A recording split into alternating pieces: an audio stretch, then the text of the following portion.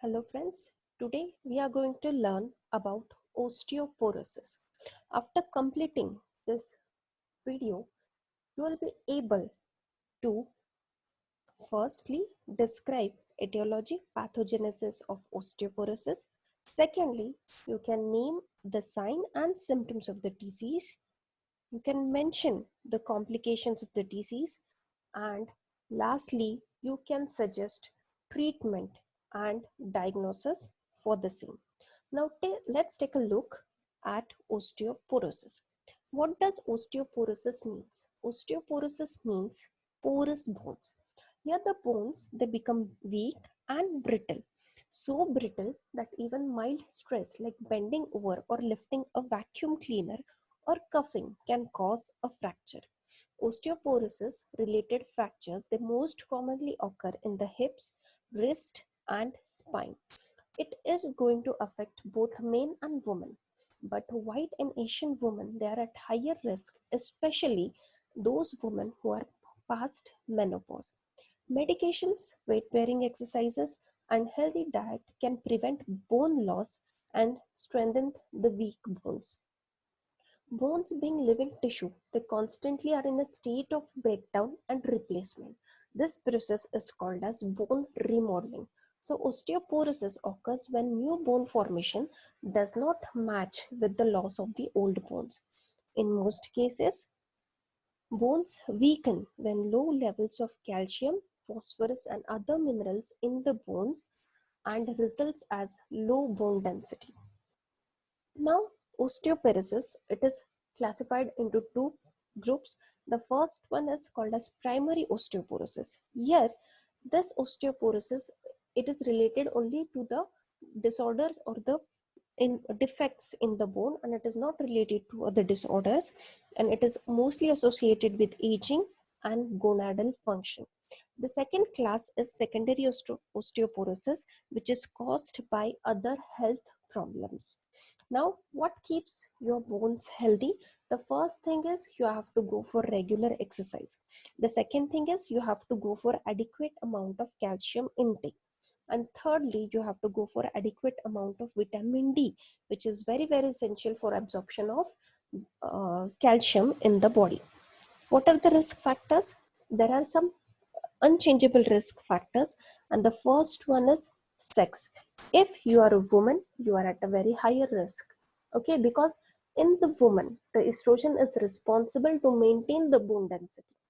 But after the menopause, the estrogen level in the body is reduced, and due to that, there is chance that you might suffer from osteoporosis. Secondly, age. With increase in the age, there is dysfunctioning of the sex hormones, and hence if you are a man, then also there is a chance that you will suffer from osteoporosis, because with increase in the age, there is decrease in the level of testosterone in male too. The third factor is race. Fourth is family history. If someone in your family is suffering from osteoporosis, there is a chance that you might too suffer from osteoporosis. And lastly, body frame. The people who has short or small body frame, there is a chance that they might early lose their bone density, and it will lead ultimately to osteoporosis. Sometimes hormone level also play a role, and it can be seen if there is lower sex hormone, it causes your bones to become weak, and ultimately you're going to suffer from osteoporosis.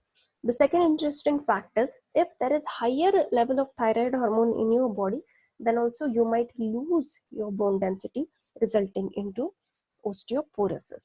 Now, what are the dietary factors? First thing is low intake of calcium is going to cause diminished bone density, ultimately leading to increased bone loss and an increased risk of fractures.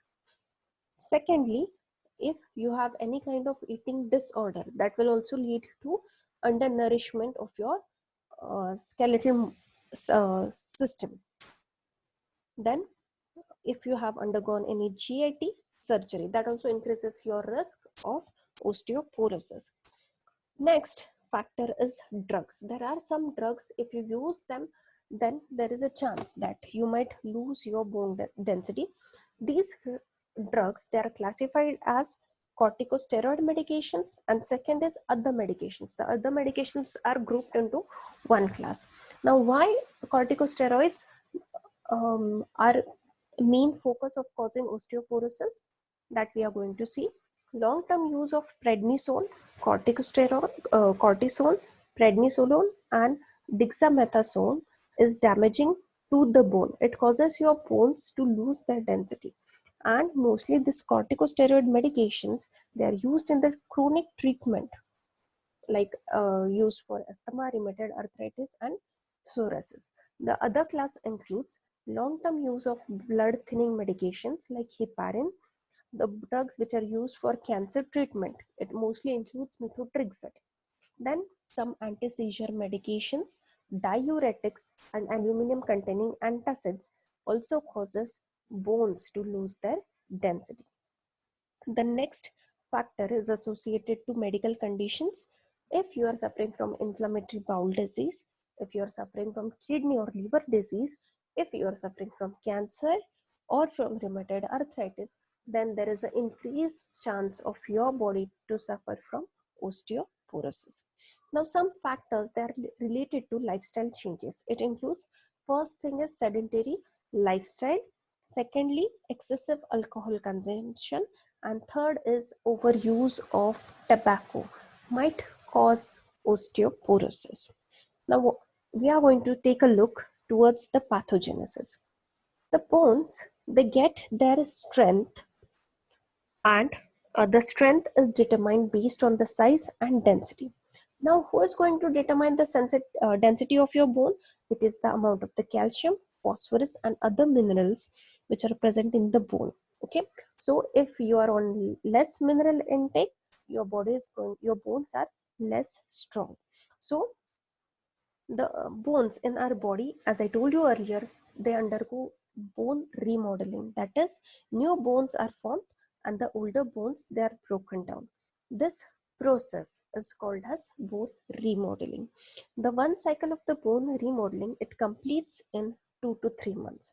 Now suppose if you are young, at that time the rate of bone formation is greater as compared to breakdown of old bones. And when you reaches at your age of 30, at that time still till this time the process of bone formation is on a higher side. But once you have crossed your 30s, at that time the balance between bone formation and breakdown of old bones is shifted more towards the breakdown. Okay, and when you become old, when you attain the age of your menopause, then due to the decreased level of estrogen level in the body, the bone density is lost, and there is a chance that you might suffer from osteoporosis. So in normal life, the volume of the cartilage is maintained due to the balance between the breakdown and formation of the bones. Now, what is going to happen in osteoporosis? The matrix degrading enzymes, they are highly expressed, shifting the balance towards more of the breakdown of bone side, and it results in loss of proteoglycan and collagen. And finally, fibrillation, cracking, and erosion starts initially in superficial layers, and with course of time it passes to deeper layers as well. Now, how you are going to diagnose? The first thing is osteopenia, refers to mild bone loss that isn't severe enough to be called as osteoporosis, but there is an increased risk for osteoporosis. The best screening test is dual energy X-ray absorptiometry. It is called as DEXA. It measures the density of the bones in the spine, hip, and wrist, and it's used to accurately follow changes in these bones over time. You can also go for ultrasound. You can also go for quantitative CT scans. Now we'll take a look towards the treatment. The first thing is you have to go for hormone therapy. You have to replace the hormones, estrogen and testosterone. Then the prescription medicines include biphosphonates, raloxifene, that is also called as Evista, or selective estrogen receptor modulators. Then you can also go for calcitonin, teriparatide, and tamoxifen. The emerging therapies include new physical therapy program. It combines the use of a device called as spinal weighted kyphoorthosis (WKO). It a harness with the light weight attached and specific back extension exercise. The WKO is worn daily for 30 minutes in the morning and afternoon, and the person is supposed to do the exercise. Now we are going to see the preventive measures. First thing is you have to go for regular exercise, like you can go for walking, running, skipping ropes, or jogging regularly. You have to add soy in diet. Now what does soy contains? Plant estrogen. Okay, plant estrogen is found in the soy, which helps to maintain above a bone density and reduces the risk of fractures. You can also go for quitting smoking. It can reduce the levels, because smoke reduces the levels of estrogen and increases bone loss. You also have to avoid alcohol intake. You have to avoid caffeine, which is very, very harmful, and you have to consider the hormone therapy. So this was all about osteoporosis. Thank you for listening.